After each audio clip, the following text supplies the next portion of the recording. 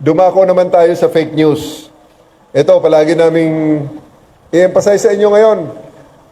Wala na yatang makuha ang lehitimong issue itong mga kritiko ng ating gobyerno. Lahat mga kritiko ng presidente, kung ano-ano na lang ang pinagsasabi. Kritiko ng PNP, gagawa na lang ng kwento. Una,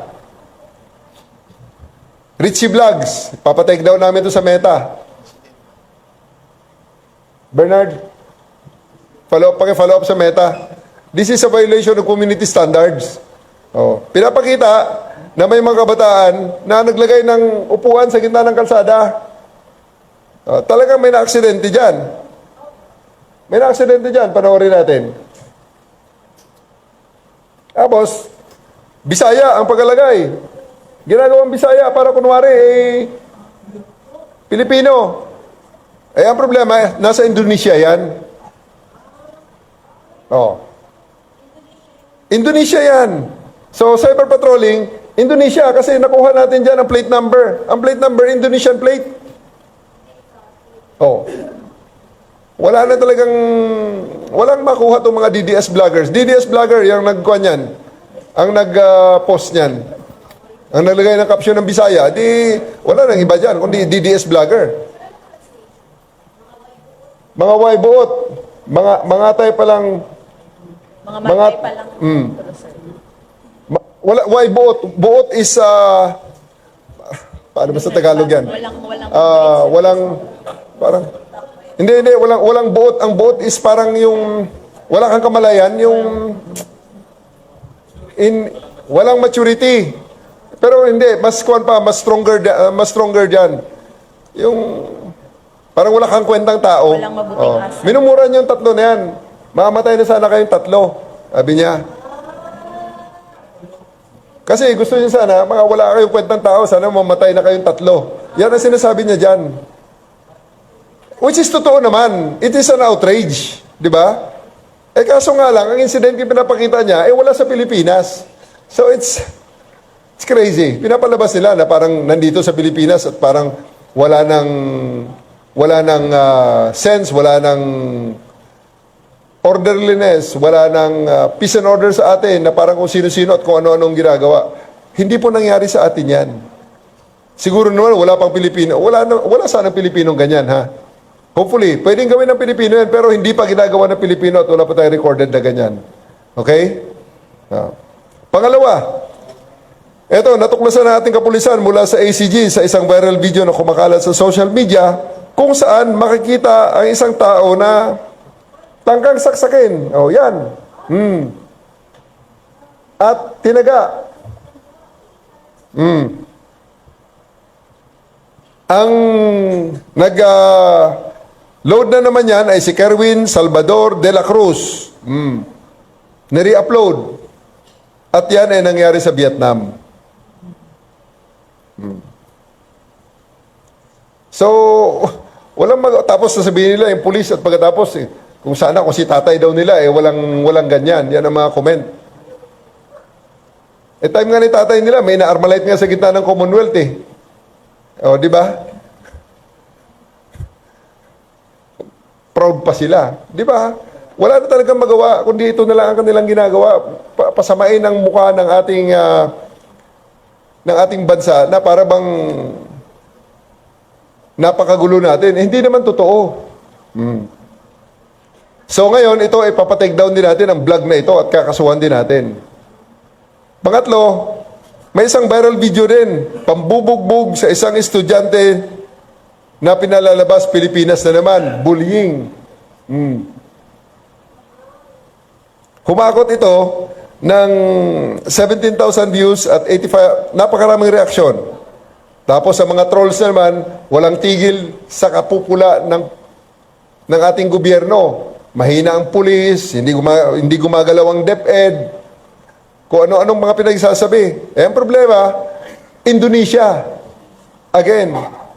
Kasi nga, kamukha natin, tingnan nyo, may mga markings. So, ang mga markings na yan, tinignan natin sa mga t-shirt ng mga markings, wala talaga sa Pilipinas yan. Kaya tumigil-tigil na yung mga mga DDS trolls na yan na wala nang maibatong issue sa ating gobyerno, gagawa na lang ng kung ano-anong kwento, gaya ng pagka-fake news ng kanilang idolo. Diretsuhin na natin. Panghuli sa isang vlogger, eto, pinatulan na talaga namin. Sinampahan ng kasong kriminal matapos mapag-alaman sa investigasyon ng ating kapulisan na ang kumikalat na video na sinasabi nilang, yan, snatcher. Snatcher ang sabi ni Kolokoy. Suntukan pala yan sa isang bus na naganap sa Liloan, Cebu noong Mayo 8, 2025. Personal na alitan, hindi snatching yan. Pinalalabas nila na para bang napaka lawless na ng ating mga kalsada na ang snatcher aakyat na lang ng bus, mang-snatch at tatakbo, walang ginawa ang pulis. Hindi, magkaaway sa loob ng bus, nagsuntukan. At pagkatapos, tumakas yung isa. Nahuli naman yan, na-filean pa ng kaso. Pero sa comment section, yan, palalabasin na walang ginagawa ang pulis.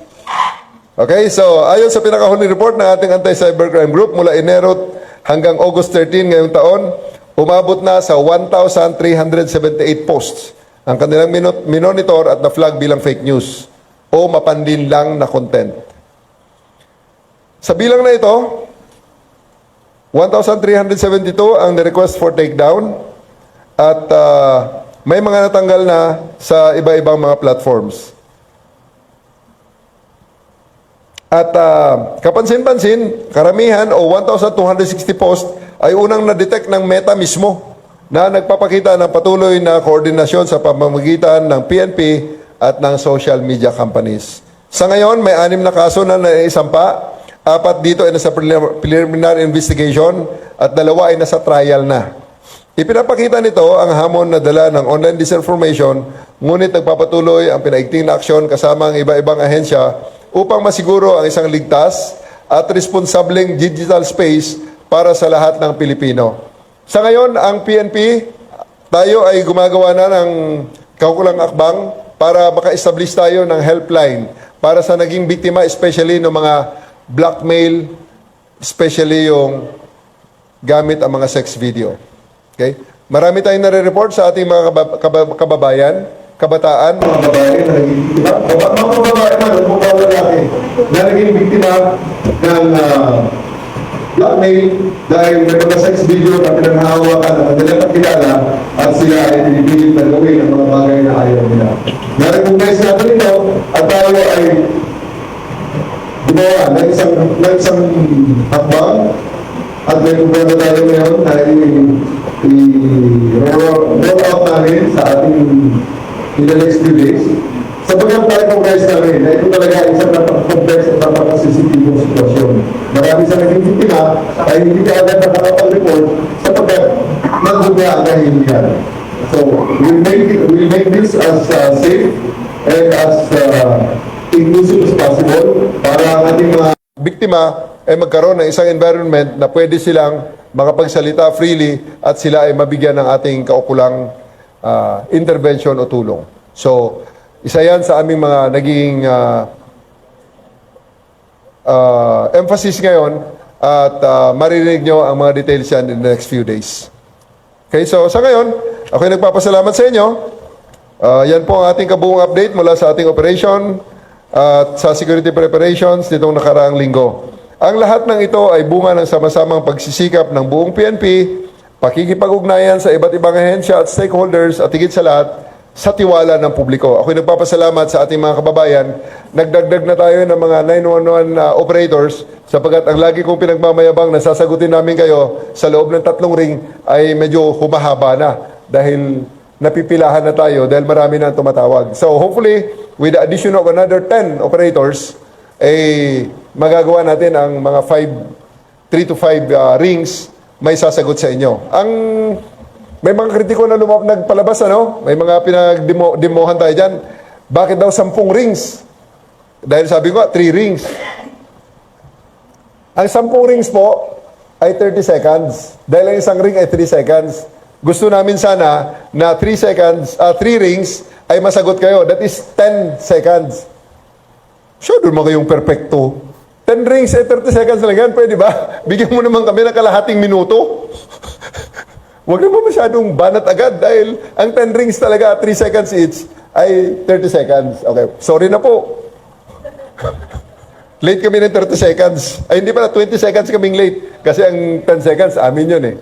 So, na-late kami ng 20 seconds. Pasensya na po. Sa susunod po, gawin namin talagang 10 seconds. So, ngayon, may dagdag tayo na another 10 operators. So, we can stick with maybe 3 to 5 rings. Ang 5 rings, 15 seconds ha. So, ayaw namin kayo maghintay. Kaya segundo ang pinag-uusapan namin sa pagsagot sa telepono. Alam niyo po, itong mga DDS, kasi nga po, syempre, nakita natin kung gaano sila maglabas ng information, kung gaano sila magpakalat ng fake news, ng mga misinformation. Nakikita natin ang nangyayari, kapag ang DDS ang naglabas, o let's say, vlogger nila, paniwalang-paniwala po sila. Yan ang hindi ko maintindihan. Kung bakit paniwalang-paniwala sila sa mga fake news na inilalabas ng mga DDS vlogger. Pero, kapag mainstream media ang nagsalita o kaya nagpapresko ng ating Pangulong Bongbong Marcos, ang PNP, DILG or DOJ, hindi sila naniniwala.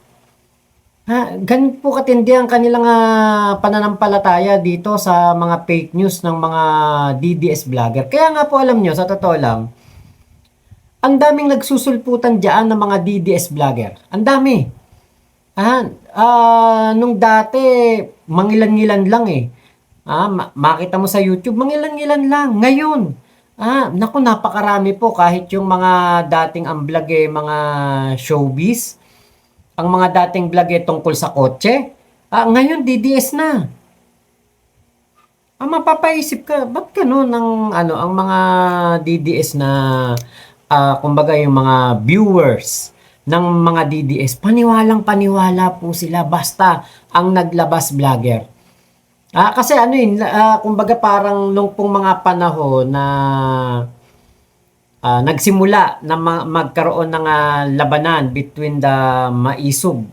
Yung naalala ba ninyo yung time na dito nagsimula yan nung si Sara nagtatalumpati na ang sabi niya kung sino man ang humadlang sa confidentials at intelligence funds ay kalaban ng bayan. Parang gano'n hindi ko alam hindi ko matandaan yung eksaktong salita.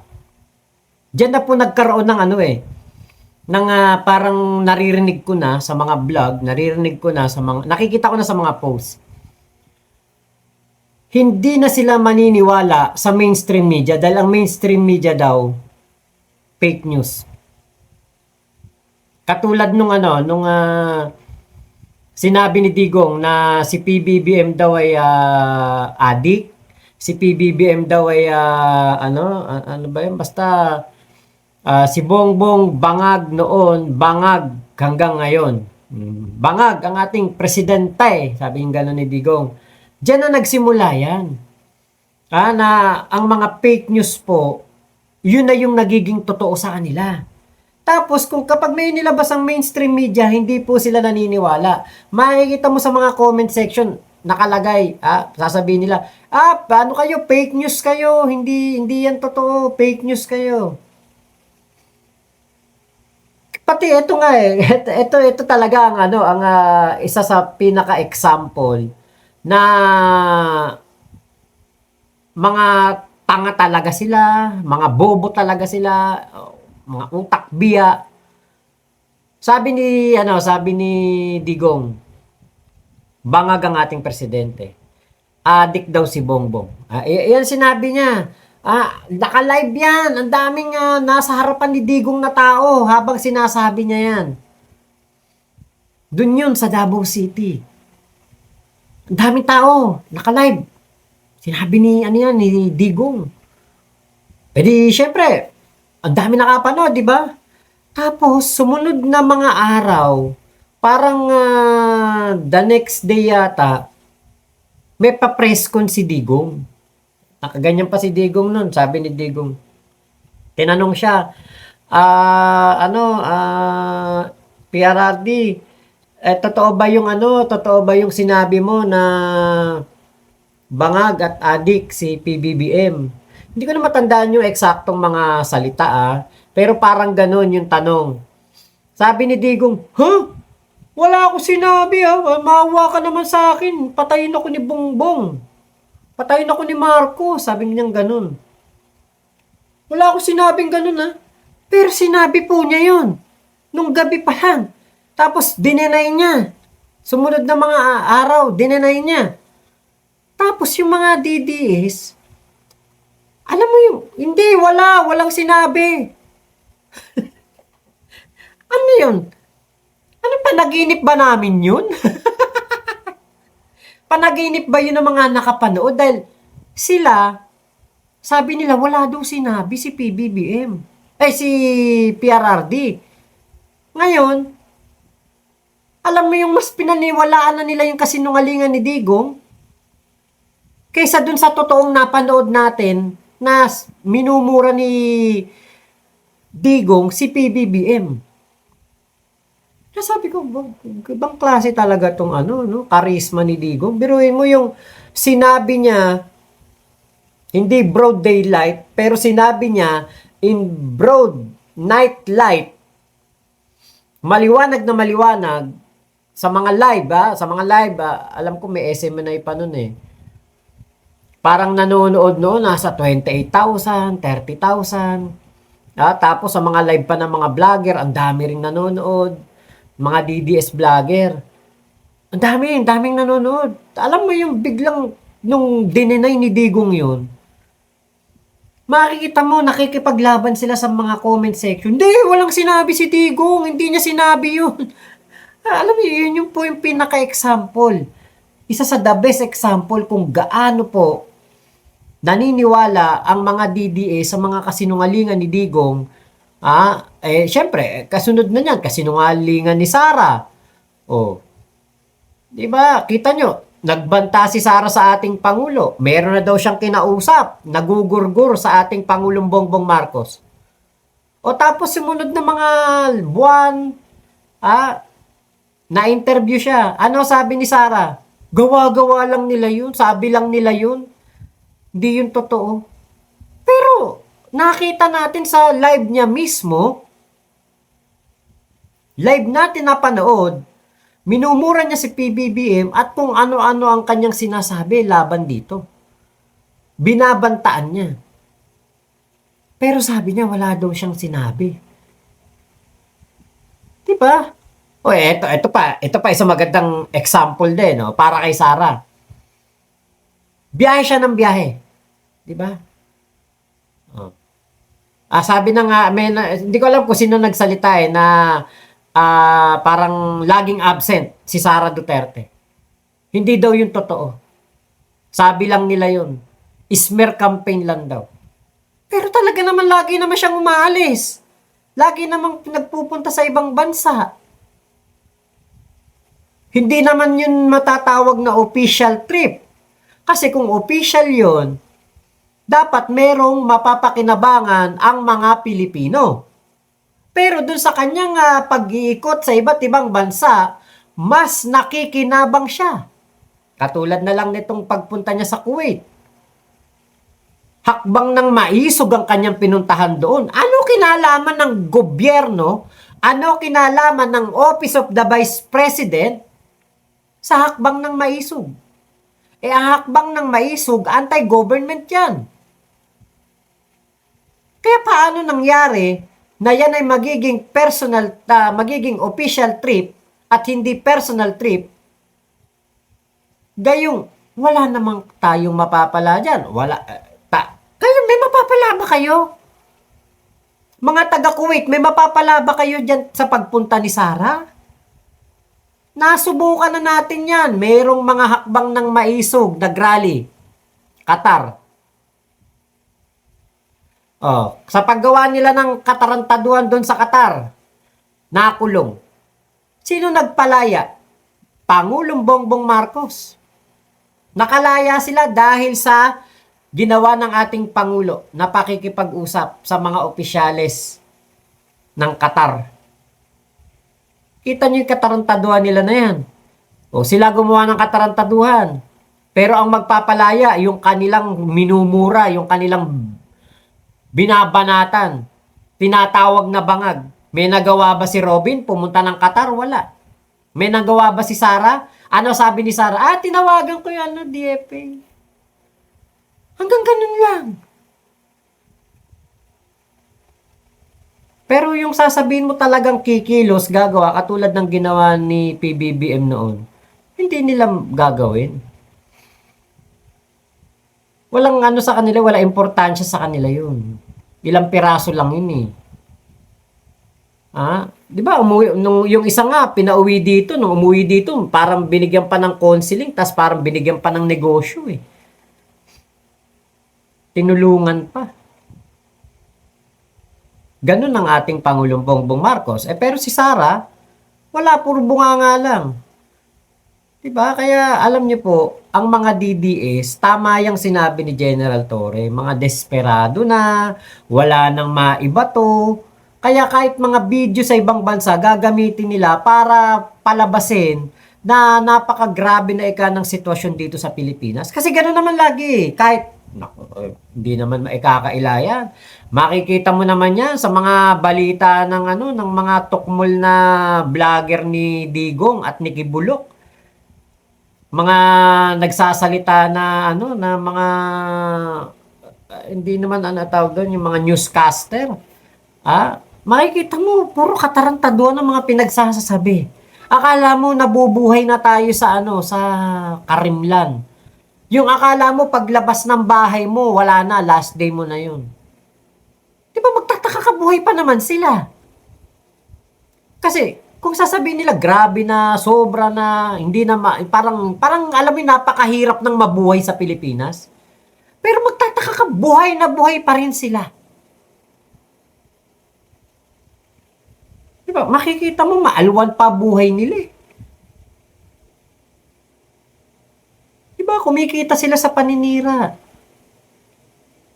Kaya tama yan, yung ginawa ni General Torre, yung nag-fake news doon sa Cebu, yung Richie Vlog na nabanggit niya. Hindi ko alam kung sino yung Richie Vlog na yun eh.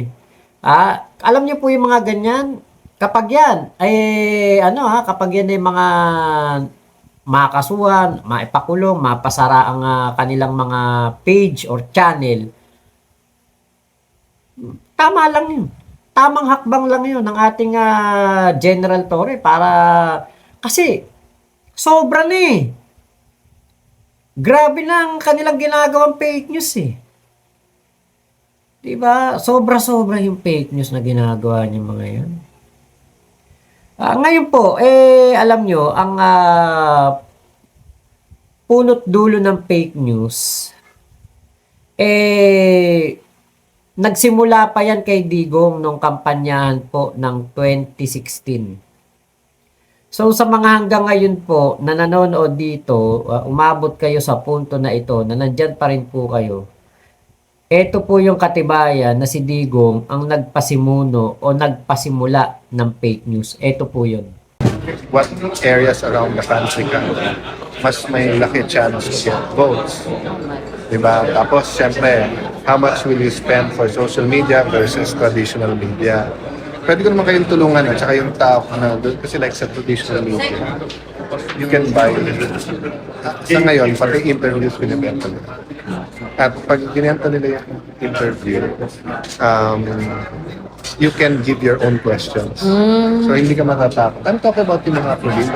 Diba? O, dyan sa video na yan, maririnig nyo si Cayetano, sinasabi niya, tinuturuan niya si Banat Bayat, si Mocha, kung paano bibili ng traditional media. So, syempre, kunwari, di ba, nagtanong na yung traditional media, nabili na nila. Yung sagot nung tinanong o nung in-interview, yun na yung misinformation, fake news na yun. Kasi pagandahan na ng sagot yan. Di ba, gagandahan na yung sagot, gagawin exaggerated o misinformation na. O, kanina nagsimula ang fake news. O, edi kay Digong. Saka andyan si Kuya Nino Barsaga. Umamin yan si Kuya Nino Barsaga, saksing buhay yan. Ginawa siyang attack dog ni Digong. Saksing buhay yan na talagang si Digong ang naguutos, na nagsasabi na kung sino ang mga titirahin, mga bibirahin, mga babanata ng mga hindi sumusunod kay Digong o kinakalaban si Digong. Kaya nga si Kuya Nino nagkakaso yan eh. Alam ko nagkakaso yan, kaya nga siya nahuli nung panahon ng pandemya. May kaso siya dahil din sa sa utos sa kanya. Kita nyo, nakalaya siya noon kagad. Kasi may nagpiyansa sa kanya. Kinukwento niya sa akin yun eh. Kaya po alam nyo, tama si General Torre, yung mga ka-fake newsan na yan, yung mga ginagawang fake news na yan, nagsimula yan kay Digong. Lumala yan noong 2016. Umpisa hanggang dumami na ng dumami. Kita nyo, mentor ni Banat Bay, senador. Di ba? Kaya talaga pong di na tayo magtataka kung ang fake news po mas paniniwalaan na ng mga DDS. Di ba? Kasi, biruin mo, mentor nila, senador. Diba? So, yun lamang po. Maraming salamat sa pagsama nyo dito sa aking vlog na ito. Ingat po kayo. Nasaan mang panig kayo ng mundo. Momo chup chup. Love you, love you. God bless us all. Pilipinas. God first.